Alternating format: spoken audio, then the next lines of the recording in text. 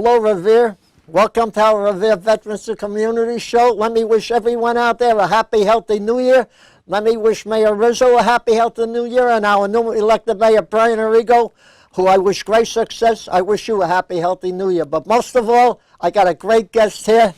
He's going to be retiring, our Senator. Let me wish you a happy, healthy New Year. Thank you very much, Morris. Now, you've been in office at least 17 years, from what I understand. Yes. You were elected in 1999. Correct, yeah, 1999 I was... Start off from the beginning and let it go. All right, sure. Yes, and thanks for having me on. It's an honor. It's a great opportunity for me to be able to come on. Thank you. And say thank you to the people of the city of Revere through your television show.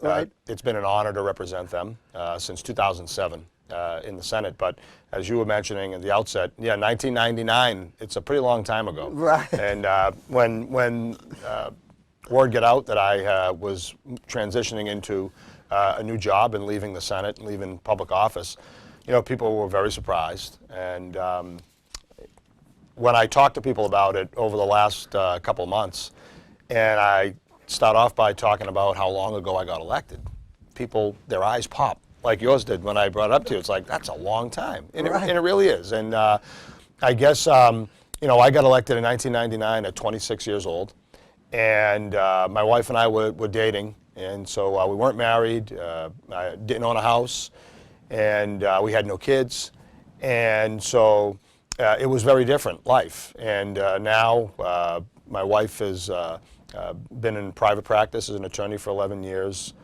We have 2 children at 10 and 7 years old. We own our own home, so there's a lot of different responsibilities. And it was seemed like the right time to transition and into a new direction and try to build on the career that I've established over 20 years in politics, having worked for Mayor Menino from 1995 to 99 before I ran. How was he? I only met him once up at the school on Claw Street one time. Yeah, well, he was pretty special. Yeah, he was the best. He was friendly to everybody. No, he was the best. He was. Yep. And so, you know, the time was right to move in a different direction and try to build a new 20-year career off the 20 years that I had put in. It was something my wife and I gave, you know, very deliberate thought to. This was a long period of months that we were thinking about this and where we were at. And, you know, there was continued opportunity in the Senate to grow, and no one expected me to leave. And so we certainly didn't. No, a lot of people didn't. And but you know what? I always wanted to satisfy those variables whenever I did leave. I wanted people to be surprised. I didn't want people to be saying, you know, hey, you think he'll run again? You know, how many years does he have left? And you know, the value for me of having gotten elected at first at 26 years old was I was able to serve a pretty long time, learn an awful lot, meet an awful lot of tremendous people, have great experiences, and still be young enough in the job market to maybe be able to do something, you know, pretty special in a different way. And so we're real excited. You know, I do have some emotional moments talking to people and thinking about it. I have to give a farewell address to the Senate on January 21st at 11:30 a.m. in the Senate chamber. That'll be my last official day. And I've been thinking about it over the last few weeks, and you know, there's just a lot of people that have been so good to me and my family that it's out of a deep sense of appreciation that I get a tear to my eye every once in a while. It's been a special, special opportunity and experience. Well, I'll tell you, on behalf of the people of Revere and the seniors, and especially the veterans, you did a lot for us, and again, thank you. My pleasure. But I don't want no tears here. No, I'll try. I'll try. It's yeah, I'm not known in my family as the emotional one, but it's been really pretty special. Unique experience to be able to represent my Senate district's about 171,000 people, and to be able to go to work every day in such a historical place in the Massachusetts State House. First having served in the House and in the Senate since '07. And that was another thing. People, you know, as I was talking to people in the fall, you know, I actually have served longer in the Senate than I have in the House. So, which is really a pretty amazing thing. when we started to really think about it. We didn't have any kids when I first got elected. When I got elected to the Senate, my son Anthony, who's 7 years old, he didn't exist. I've been going through pictures in the office, and when I first got elected to the Senate in '07, there's a picture of my family with my sisters, my brother, and there are 4 grandchildren in the photo from the 4 of the kids. Today there's 9. And I can see why you're leaving that. yeah. Oh, I don't have 9. I have 2. But it's just really, as we've gone through the pictures and the memories and the newspaper clippings, it really makes you, think about how fast time can go by on you sometimes. And when I got elected in 1999, the State House was just really getting email as a means of communicating with the public. Think about it, 1999, we still had dial-up for internet. Everyone's, not everyone, but most people have high-speed internet now. And cell phones, we had a cell phone in my first campaign in 1999, had a battery lifespan of like 20 minutes, and it was always dying out on the campaign staff, and it was hard to communicate. And now, wow, what technology exists for a cell phone, a handheld device. Can I tell you about a little technology? Please. We have a great senior center, and they teach us everything over there. But I never took their computer course. And I always was afraid of electronics. When you're 86, 87, you're afraid of that stuff in there. Well, the TV studio made sure that I would learn to do the computer, and these people here taught me how to get on it. And let me tell you, it's the best thing. And they also have a computer called, I believe, well, I can't think of the name, a companion for seniors, that if you're sick or you need help, you just push a button. You don't even have to talk to it, and the computer does all that for you today. Right. They have smartphones. Well, I'm not entitled to one yet. Oh, that's great. No, but I mean, the things, when I was a kid, I got to tell you this, you're going to laugh. We had transistor little radios. In other words, they had like a coil of wire, and you moved it along, and you were lucky if you picked up a station, really. Yeah. Today, you can talk to your radio, and it will answer you back on everything you want. Yeah. So, now you've been, like you said, 17 years. When you first went into the House, tell us how it was and what was accomplished until you got to the Senate. What are some of your greatest accomplishments? Oh, yeah.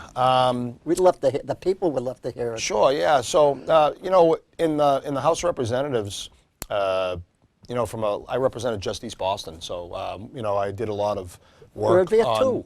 In the House of Representatives. The House was just East Boston? Yeah, just Okay. East Boston. It was a lot of fun. I guess the difference between the House and the Senate is the size. And so in the House of Representatives, 160 members. I was a 26-year-old kid, and everything was moving 150 miles an hour, the first couple of years that I was in the House.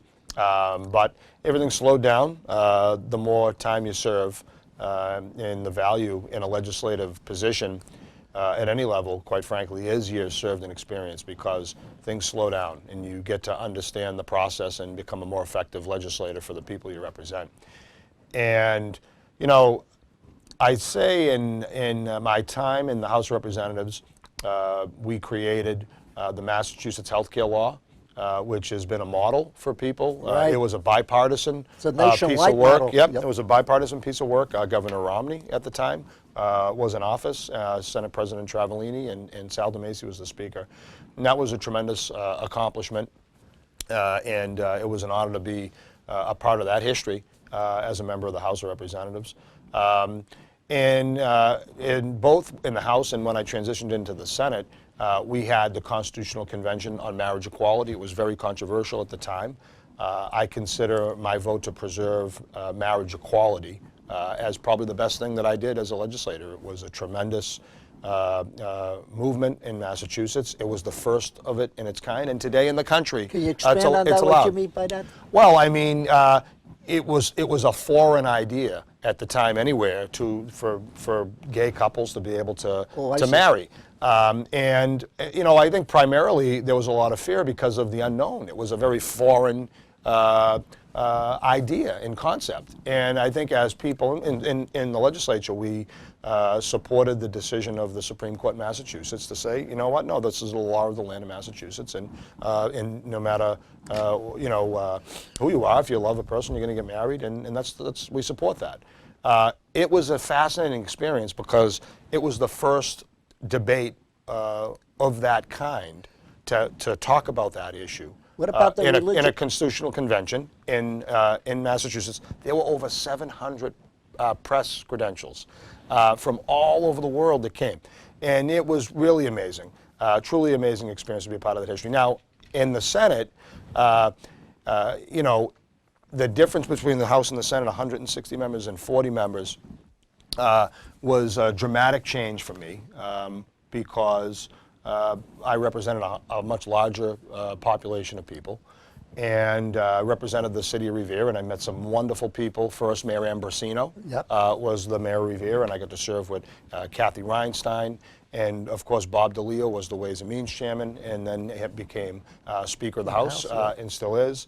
And I got to serve with Danny Rizzo. We became great friends. We ran against each other in 2007 for the Senate. That's right. Amazingly, and it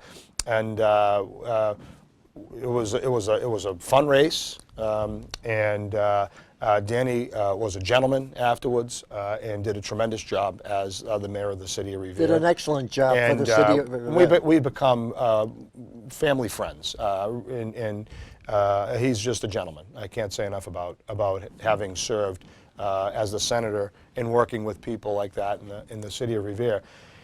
And you know, I'd say that, I mean, the big issue was the casino issue. And in the legislature, it was an enormous issue. We debated it on multiple occasions, and we finally passed the bill. I played a major role in the Senate. It was a very close vote in the Senate, a very divisive issue in the Senate, but it was important for the people of my district at large. People in East Boston, in the end, decided they didn't like it, right? But at the time, it appeared like they might. And the people in Revere liked the issue. They always did. So that was a really extraordinary experience to be involved with an issue like that. Creating a new cost control law for health care in Massachusetts was something that was a real big piece. And then most recently, I was the lead sponsor to create a domestic workers Bill of Rights for domestic workers in Massachusetts. There's only 2 other states in the country that have a law like that, and it was a tremendous experience to be able to help those folks out. I'd like to talk about the casino for a woman. Who Yes. elected the Gaming Commission? Who elected to put the Gaming Commission in charge of who gets the casino and who doesn't? Oh, we did this legislature in the law looked at you know, the 35 some odd states across the country that had legalized casino gambling in their states. Like New Jersey. New Jersey and Nevada and Pennsylvania and Iowa even, right? I mean, who would ever think Iowa has casinos? Iowa has more casinos than any state outside of Pennsylvania and Nevada. See, Right. I wouldn't even think they had Imagine that. They've got you know, I think 20 some odd casino licenses in the state of Iowa, and the sky hasn't fallen in, right? And so we looked at best practices and tried to come up with a law in Massachusetts that we thought, you know, drew from all of the best practices from different states. And creating a gaming commission that was separate from the legislature, Oh, I see. we thought was of vital importance because we did see in other states that there could be problems of corruption with legislators in different Politics, states, yeah, right. and politics playing too big of a role Right. in the determination of who got a license and who didn't. And so creating a gaming commission was the way that we chose to go. You know, the process hasn't worked out like a lot of us had hoped. But you know, I guess the thing about it was creating a law that gave an opportunity to a place like Suffolk Downs to bid for a license. And I know a lot of us wish the outcome was different. I wonder, before you leave office, which is, you said January 21st? January 21st, 11:59 p.m. To make sure that they take care of Suffolk Downs, because Suffolk Downs has been good to the city of Revere for all the years I've lived here, and that's 66 years that I've lived in the city. Yeah, well, I'd say this. There's tremendous opportunity at Suffolk Downs and the piece of property they own at Wonderland. And I think that it's a great challenge for the council and the new mayor, who I think the world of, and I think it's a great council. That's I think Brian Brian Arrigo. Arrigo Yep. is a bright kid with a Excellent. very diverse skill set and experiences, and he's going to do a wonderful job for the city of Revere. There's tremendous opportunity at Suffolk Downs. It is situated in an ideal geographical location with opportunities for rapid transit into the city of Boston, into the North Shore, and the airport being close by. So I think the sky's the limit for what can happen at property like Suffolk Downs. Right. I'd like to talk a little about your education because you and I have something in common. We just found out. That's right. Yes. I don't mean school-wise because you are more well-educated than I am.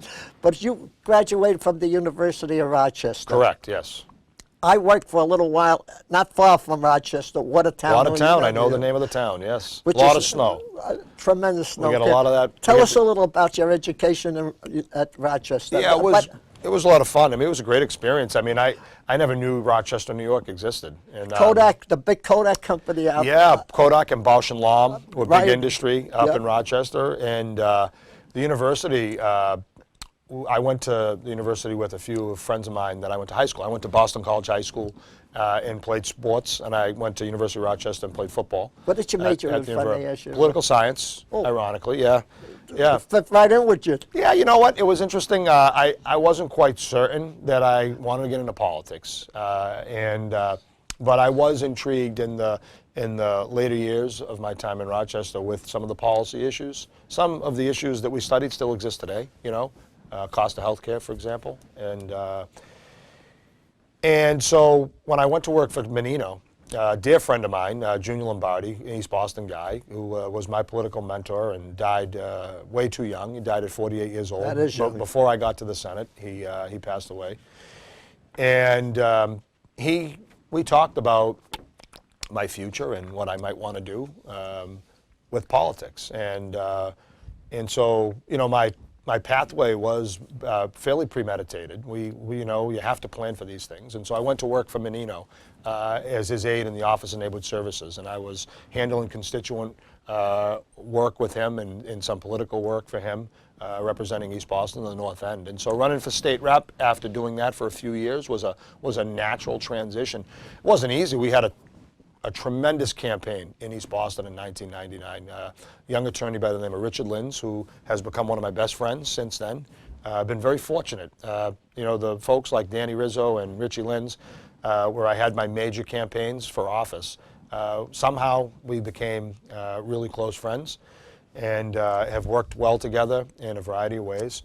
And that race in 1999 was really the craziest political campaign I've ever been involved with, either as a candidate or as a campaign worker.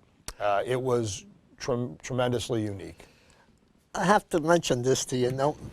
Danny Rizzo and Brian Arrigo, there was only a difference of about 118 votes or 114, 118, give or take. What was your closest election, if I may ask you, if you can remember? Yeah, probably the 99 election for state rep. I got Richie, I had 2,900 votes roughly to I think his 2,200 votes. Well, that's... And that was the closest one, yeah. Yep. Yeah. After I've been that, very fortunate. I was going to say that after that you were on your own. Yeah, I've been very fortunate, and it's amazing, in the difference in turnout in what your vote totals are in special elections versus a governor's election versus a presidential election schedule. And so in 2007, when I won the Senate, I got 7,800 votes, right? And that's something that everyone's thinking about now. In the district, because there'll be a special election to fill my seat. So what's the magic number of votes required versus how many candidates are in the field and where the votes come from, and real interesting stuff. But 7,800 votes. How does that work? Let's say you do have 6 candidates. You have to get a majority over 50 to... No, it's whoever gets the most votes moves on to the final, the general election. So it's a party primary because it's a state legislative seat. as opposed to a preliminary election at the municipal level. So if 6 people, let's say you got 7 people running, if 6 people got 15 each, that would be 90. No, 5 people got 75. The other one got 25, so he could get elected to the Senate with just 25? If there were 2 people running for a Democratic primary or Republican primary or a Green Party primary, right? Yep. If there were 2 people running or there were 1,000 people running, whoever got the most votes wins. Yeah, that's it. And so the number of votes that would be required to win, just mathematically, declines obviously with the higher number of candidates. And so, but the dramatic difference in actual turnout, I won with 7,800, and then I won with 45,000 votes in my last contested election in 2012. I ran unopposed in 2014, so I don't recall what I ran unopposed too one time and I lost, so don't feel bad. So that's pretty good. But in some European countries, what they do is they take the top 2. They may have 100 people running, but they take the top 2 and then they have a runoff with those 2. So correct. So in this last election in Revere, a municipal election cycle, that format exists. It's called a preliminary versus a primary for state election cycle. So a preliminary election, depending on how many seats. So for mayor, if there had been 10 people running for mayor, the top 2 vote getters in the preliminary advance to the final election. Right. In a district city council seat, it's the same way of doing it. And then depending on the charter of a municipality, with the number of at-large seats. So you have 5 at-large councilors. And so if there were 30 at-large councils, I think they cut the number down to the top 8 or 10. Not sure how they do it in Revere to get to the top 5 in the final. I'd like to just change the subject if I can for 1 minute, Sure. Senator. Yeah. I'm a senior. I go to the Revere Senior Center. We're having the roof refurbished. Getting done over, yep. Yep. I would like to see the legislature, and that means the government in the Commonwealth of Massachusetts, do more help for our senior centers. Because every one of us is going to be a senior someday, even you. That's right. And even I'm getting there. Beg your pardon? I'm getting there. Yep. To help keep the senior centers going, because I see a lot of people that come to the senior center, mothers, grandmothers, grandfathers, they have no other place where to go, and some of them would be all alone at home. And so it would be nice for the people to take care of us, like we took care of the ones that came before and after us. There. So if you go back to the legislature, give them a little push, not only for the city of Revere, but for the Commonwealth of Massachusetts. Yeah, I know for certain the 2 people who represent the city in the House of Representatives, that's all that's on their mind, is how to help people. Rosalie Vincent is one. Representative Vincent and Speaker DeLeo. And so you're in really good hands with those folks. Right.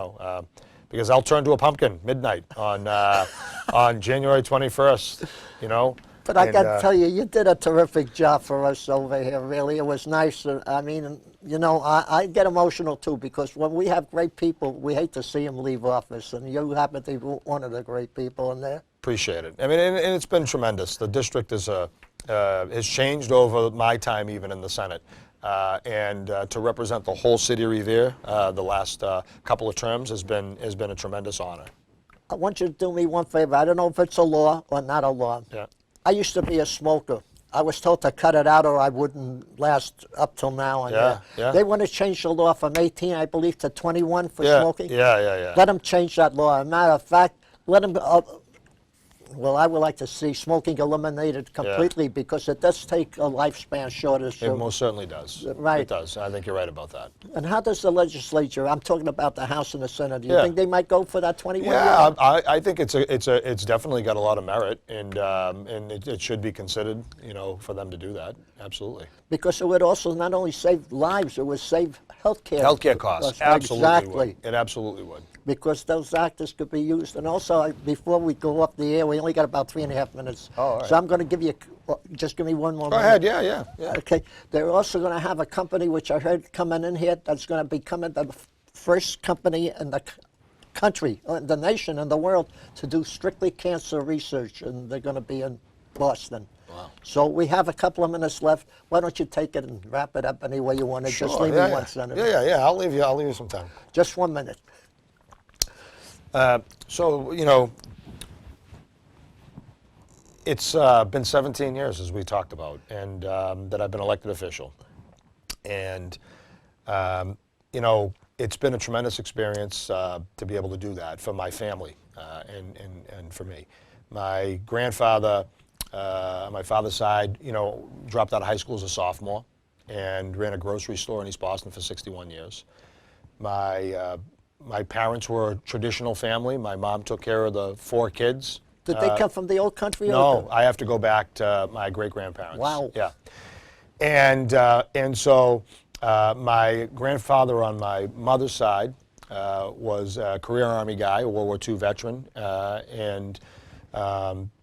and so for their kid, one of their kids, to have served in the House of Representatives. Excuse me, I got to interrupt you for 1 minute. Yeah. We have a World War II veteran. You just give me an idea. Sal Santoro, going to be 102 years old, February the 4th. Would you do me a favor? We're going to get a citation or something like that. Come on down to the Senior Center February the 4th on a Thursday, right. but right on the air here. Would Yeah. you wish him a happy Hey, birthday? Hal, happy birthday, and thank you so much for your service. Right, 102 years God old. bless you. Right, God bless Sal. you. That is awesome. Wow. Go ahead, take the extra minute now. And so for their you know, for one of their kids to have served in such a historical place as the Massachusetts House of Representatives and the Massachusetts Senate is really something that was unthinkable, you know, when I was a kid. You know, my theme of my remarks when I give them next Thursday will be just about people, because we've been so blessed to have been supported by so many people and have met so many wonderful people along the way in each area of the district that I've represented, whether it just be East Boston and in the rest of the district at large, which is Winthrop, East Boston, Revere, Cambridge, and then a whole bunch of Boston, North End, Bay Village, Chinatown, Beacon Hill. And it's just been an experience that there aren't enough words to really describe how tremendous an honor it has been. And I thank you for always being a gentleman to me when I'm in the city of Revere, and for having me. Thank you, Appreciate the Senator. Thank opportunity you. God bless to you. say goodbye. Thank you very much. Sal, have a happy 102nd birthday. And to the people of Revere, thank you for tuning in. God bless our great country, the United States of America, and all our troops, wherever they may be. God save them and take good care of them. Thank you.